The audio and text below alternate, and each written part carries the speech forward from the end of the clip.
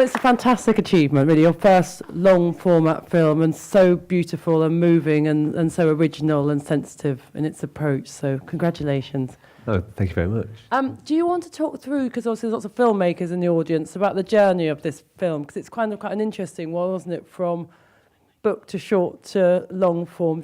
Maybe just talk through the stages. Yeah, certainly. So as you say, it started out with a book, really. About 5 years ago, we came across John's diaries in book form, called Touching the Rock, as it mentioned at the end there. And in the foreword to the book, it mentioned that it was based on these on these audio tapes. And James and I were obviously this obviously picked our interest, and we reached out to John to find out whether or not the tapes were still in existence. And about 6 months later, John kind of sent us this sort of dusty box of C90 cassettes that hadn't really been played for sort of 30 years or so.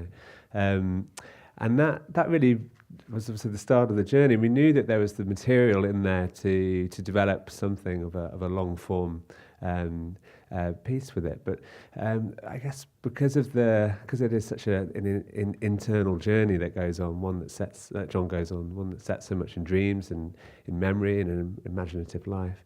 We wanted a way of kind of accessing that, and so we began experimenting and making some short films to try and experiment with different kind of creative approaches, really. And so, as Kate says, we made one first 3-minute film, and that led to a 12-minute film. That was. Tell them which bit it was, because there was a scene. Oh right, yeah. We reshot it for this, but it was originally just the rainfall scene, and although it's kind of split in half in the feature film, in the rainfall scene it's kind of one. In the rainfall film, it was just one. One whole sort of diary entry, and then that led to the New York Times getting involved, commissioning a slightly longer form piece, about 12 minutes long, and that did very well, and allowed us to gather the momentum to get support together for the feature film. And the VR project as well. Yes, it was very interesting, Jen. It was a great calling card. It helped. You went to Sundance with the short. It did very well everywhere. It did incredibly well everywhere. But that was an unusual and great journey, because we as commissioners could see very clearly what your vision was and what your style was from an early stage, and it gave a lot of confidence. It's fair to say there was quite a lot of confidence in this project early on, I think, given your first-time directors. Oh, that's reassuring to know. I mean, it was a. Because you'd done an amazing short, and we could see your vision very clearly in that. Yeah, I think it had been quite an abstract pitch on paper before that, because a film about blindness that's a documentary but uses actors, I think a lot of people were very confused. Based solely on the sound archive. Yeah, absolutely. But the lip syncing wasn't in that short, so can you just tell us how you came across that device for the longer film? Yeah, well, as Pete mentions, John first shared these remarkable cassettes with us, and initially I think we thought the project would just be from the audio recordings that John had kept. But almost as a research process, we would go up every few months to visit John and Marilyn and do these kind of research interviews. Increasingly, as time progressed, it became clear that these had to become incorporated into the film, and that becomes that kind of additional tier of narration, kind of reflecting on these events from a distance of 30 years, which feels actually so important now. And as well, I think along the way, John and Marilyn unveiled more cassettes, an additional kind of cache of family recordings. Okay, this is a good cue, isn't it? I think. Do you want to introduce some more people to the so stage? our very special guest, Marilyn Hull.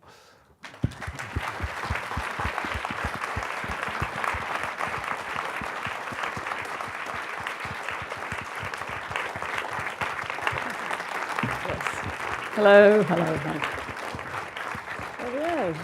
So, Marilyn, how did you feel when these two young men approached you, first of all, with this project?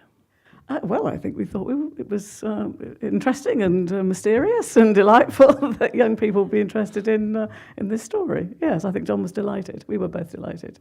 Yeah. So there wasn't any element of soul-searching or nervousness on your part? Because it was quite an abstract concept before they did the first short, wasn't it?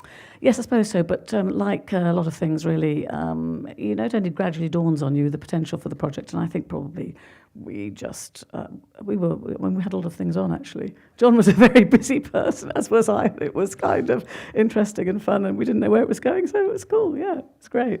And what's it meant, obviously, for for you and your whole family to have this now, and to have you your children, and they were obviously young at the time and didn't actually, for them to see this for the first time, because you lived through it and they didn't really. Well, that's absolutely right. I mean, the children as they appear in the film, of course. I mean, even Imogen, when it ends, is only about 10 or 11, and the others were just very young. Of course, for the whole family now, the entire project and how we perceive it has hugely lurched because of John's death during the filming last summer. So I guess my response to it is obviously very personal. It's very much from a position of very raw, grief, really. And so the film has taken on a huge. It would have had enormous significance. John would have been thrilled with it. He'd have been up here and really, he liked pizzazz. He dealt with it extremely well.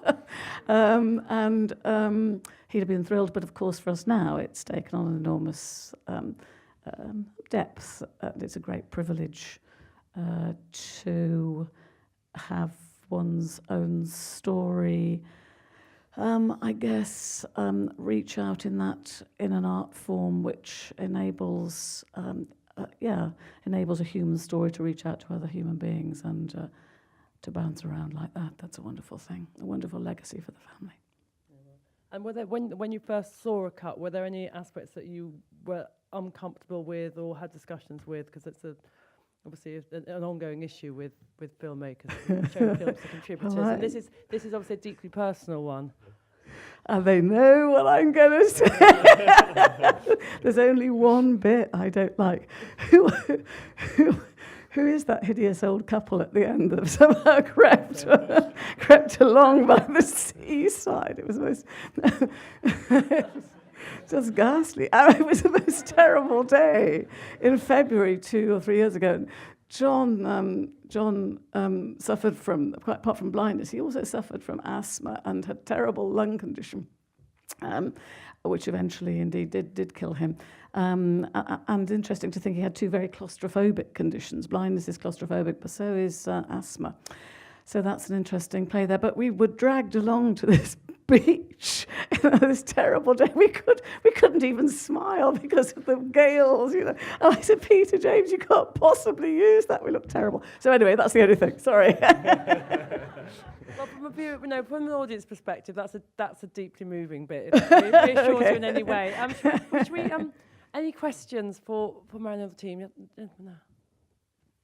Thank you very much for this film. Because of the poetry and the reflectiveness of John's recordings and the way he's so honest, the film sort of opens up beyond being just about blindness or just about disability and accepting or living with, and which you're doing, which I know all too much about. But it extends to be about being about humanity and connecting with other people. So that's just a comment.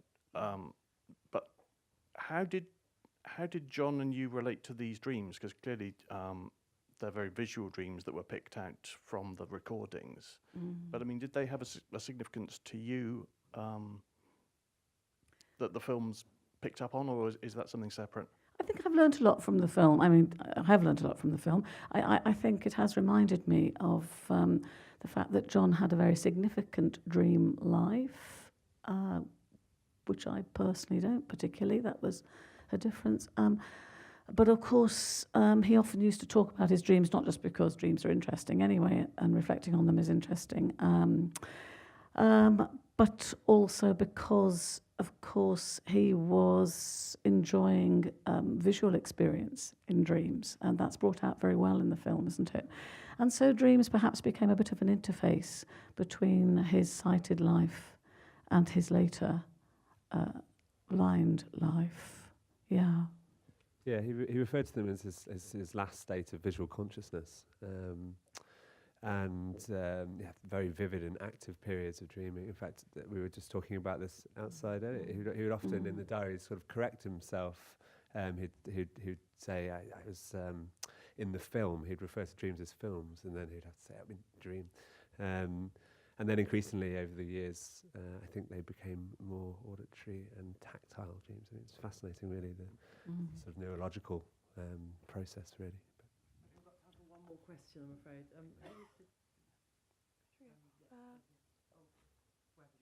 think you was closest. We'll go for at the back. Did you have a question?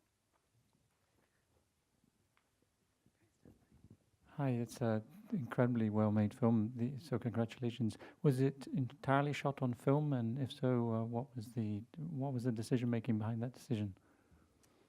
Thank you very much. Thank you for the question.